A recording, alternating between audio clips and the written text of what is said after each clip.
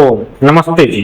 भगवान शिव का जन्म कब हुआ है, यही जानने के लिए आप इस वीडियो को देख रहे हैं। इसका मतलब आप मानते हैं कि भगवान शिव का भी जन्म हुआ है, तभी तो इस वीडियो को प्ले कर दिए हैं। और अब जरा सोचिए, अगर किसी का जन्म हुआ है तो इसका अर्थ है उससे पहले वह अस्तित्व में नहीं था, चाहे वह भगवान शिव ही क्यों ना हो। और यदि कोई पहले अस्तित्व में नहीं था और अब है, तो सिद्ध होता है उसे किसी ने उत्पन्न किया होगा, चाहे वह भगवान शिव ही क्यों ना हो। जिसने भगवान शिव को उत्पन्न किया होगा उसे किसने उत्पन्न किया, और फिर उसे किसने उत्पन्न किया, और यह क्रम कहाँ जाकर रुकेगा, इसका उत्तर आज आपको इस वीडियो में मिल जाएगा।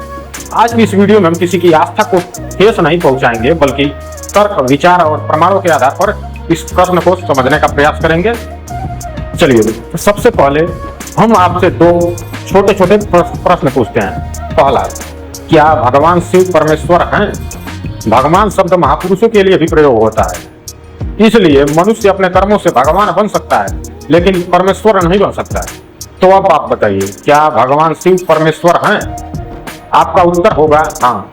ठीक है। दूसरा प्रश्न, क्या कोई ऐसी वस्तु है जिसका जन्म हुआ हो और वह कभी नष्ट न हुई हो?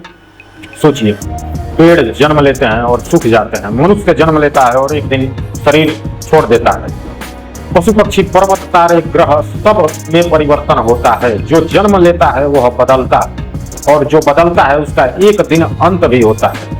अब स्वयं से पूछिए, क्या परमेश्वर भी ऐसा हो सकता है? यदि परमेश्वर भी जन्म ले, बड़ा हो, बूढ़ा हो और समाप्त हो जाए, तो वह परमेश्वर कैसा हुआ? और अगर हुआ परमेश्वर, तो इसका मतलब जो शास्त्रों में लिखा है परमेश्वर के विषय में, अजन्मा, अनंत, अजर, अमर, नित्य, ये सब बातें झूठी हो जाएंगी तब। इसलिए जिसका जन्म हुआ है वह मनुष्य हो सकता है, महापुरुष हो सकता है, भगवान हो सकता है, लेकिन परमेश्वर नहीं हो सकता। पूरे विस्तार से आज आप इस विषय को समझ जाएंगे। इस वीडियो को बीच में बिल्कुल मत छोड़िएगा, क्योंकि अंत तक आपको समझ में आ जाएगा कि शिव जी का जन्म कैसे हुआ। पहले शिव शब्द का वास्तविक अर्थ समझिए। संस्कृत में शिव का अर्थ है कल्याणकारी, जो सबका मंगल करे, जो सबको सुख दे, जो सबका हित चाहता हो। अर्थात शिव केवल एक नाम नहीं, बल्कि परमेश्वर का एक गुण है। जैसे किसी व्यक्ति को उसके गुण के अनुसार अलग अलग नामों से पुकारा जा सकता है, वैसे ही परमेश्वर के भी अनेक गुण हैं और उन्हीं गुणों के आधार पर उसके अनेक नाम बताए गए हैं। जब हम उसे सबका कल्याण करने वाला कहते हैं, तब उसे शिव कहते हैं। इस दृष्टि से परमेश्वर का एक नाम शिव है, और शिव नाम किसी का भी हो सकता है, लेकिन शिव नाम वाला हर कोई परमेश्वर नहीं हो सकता है। यदि शिव परम कल्याणकारी परमेश्वर का नाम है, तो क्या उस परमेश्वर का जन्म हो सकता है? इसका उत्तर समझने के लिए एक उदाहरण लेते हैं। यदि कोई कहे कि परमेश्वर को भी किसी ने बनाया, तो फिर प्रश्न उठेगा कि उसे बनाने वाले को किसने बनाया? जिसने परमेश्वर को बनाया। और फिर उसे बनाने वाले को किसने बनाया? यदि हर बनाने वाले के पीछे कोई और बनाने वाला है, तो यह क्रम कभी समाप्त नहीं होगा। इसलिए तर्क कहता है कि कहीं न कहीं एक ऐसी सत्ता होनी चाहिए जो स्वयं किसी से उत्पन्न न हुई हो, किसी के द्वारा बनाई न गई हो, जो सदा से हो, जो सबका कारण हो, लेकिन उसका कोई कारण न हो। इसी को अजन्मा कहा जाता है। अब एक और महत्वपूर्ण प्रश्न, यदि परमेश्वर अजन्मा है, तो लोग शिव जी के जन्म की बातें क्यों करते हैं? यही सबसे बड़ा भ्रम यहीं से शुरू होता है। समय के साथ अनेक धार्मिक कथाएं, लोक कथाएं और प्रतीकात्मक वर्णन प्रचलित हुए। उनका अपना सांस्कृतिक और आध्यात्मिक महत्व है, जो कि तर्क और प्रमाण के विरुद्ध है, विपरीत है पूरा। इसलिए जब प्रश्न यह हो कि परमेश्वर वास्तव में कैसा है, तब इसका उत्तर केवल कथा से नहीं, बल्कि तर्क, प्रमाण और शाश्वत सिद्धांतों से खोजा जाता है। अब जरा सोचिए, यदि परमेश्वर किसी एक शरीर में जन्म ले ले, तो क्या वह उस समय पूरे ब्रह्मांड में उपस्थित रह सकता है? यदि वह केवल एक स्थान पर हो, तो दूसरे स्थान पर कौन है? यदि उसे भूख लगे, प्यास लगे, नींद आए, तो उस समय इस विशाल सृष्टि का संचालन कौन करेगा?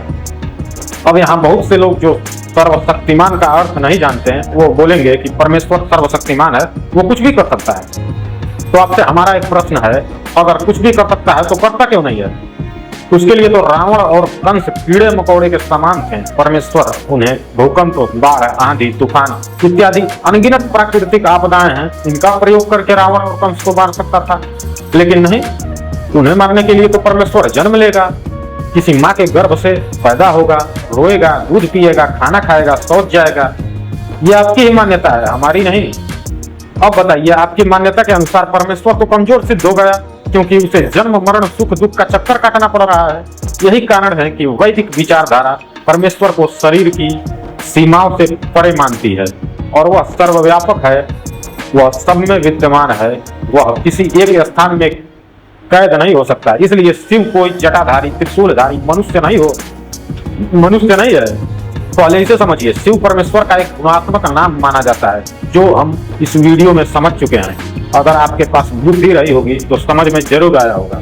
जिस प्रकार एक व्यक्ति पिता भी हो सकता है, शिक्षक भी हो सकता है, मित्र भी हो सकता है, वैसे ही एक परमेश्वर को उसके अलग अलग गुणों के आधार पर अलग अलग नामों से पुकारा जाता है। नाम बदलते हैं लेकिन परमेश्वर एक ही रहता है। अब सोचिए, यदि परमेश्वर किसी एक शरीर में बंध जाए तो क्या वह सर्वव्यापक रह सकता है? यदि वह केवल कैलाश पर्वत पर हो तो समुद्र में कौन है?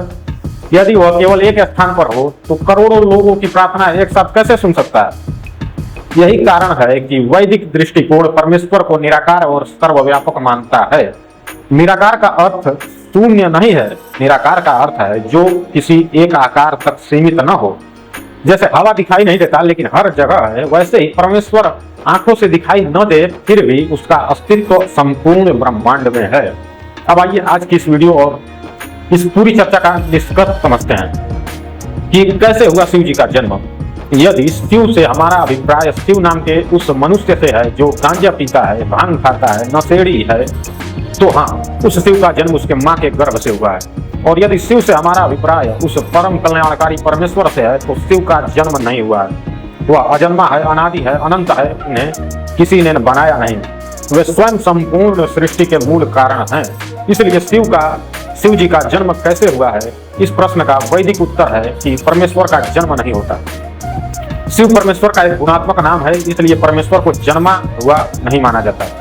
अब हम अपनी अंतिम बात कहकर इस वीडियो को समाप्त करते हैं। जो जन्म लेता है, जो बदलता है और जो नष्ट हो जाता है, वह परमेश्वर नहीं हो सकता। अब अगर आपके मन में कोई प्रश्न रहा हो तो आप हमसे कमेंट करके पूछ सकते हैं, और अवश्य पूछिए, क्योंकि प्रश्न पूछते रहने से ही सही उत्तर का पता चलता है। यदि आपको यह वीडियो उपयोगी लगी हो तो इसे अपने संबंधियों के साथ शेयर जरूर करें, और जो अपने आप को शिव जी का भक्त मानते हैं, जो शिव की पूजा करते हैं, उन्हें भी यह वीडियो शेयर जरूर करें। अब अगली वीडियो में हम इस विषय पर चर्चा करेंगे कि शिव जी की असली पूजा कैसे होती है। 99% लोग पूजा ही नहीं जानते हैं कैसे होती है, इसलिए अगली वीडियो में शिव जी के पूजा के विषय पर चर्चा होगी। अगर आपने इस वीडियो को अंत तक देखा है और इसमें बताई हुई जानकारी आपके काम की रही हो तो इस वीडियो को लाइक करके चैनल को सब्सक्राइब करना आपकी मर्जी है। करना चाहें तो जरूर कीजिए, और नहीं करना चाहें तो भी कोई बात नहीं। हाँ, इतना जरूर बता दूं कि आपके लाइक करने से वीडियो और ज्यादा लोगों तक पहुंचती है।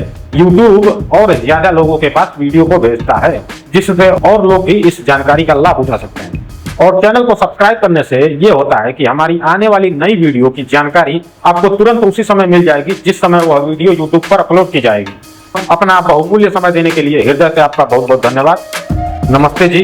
ओम।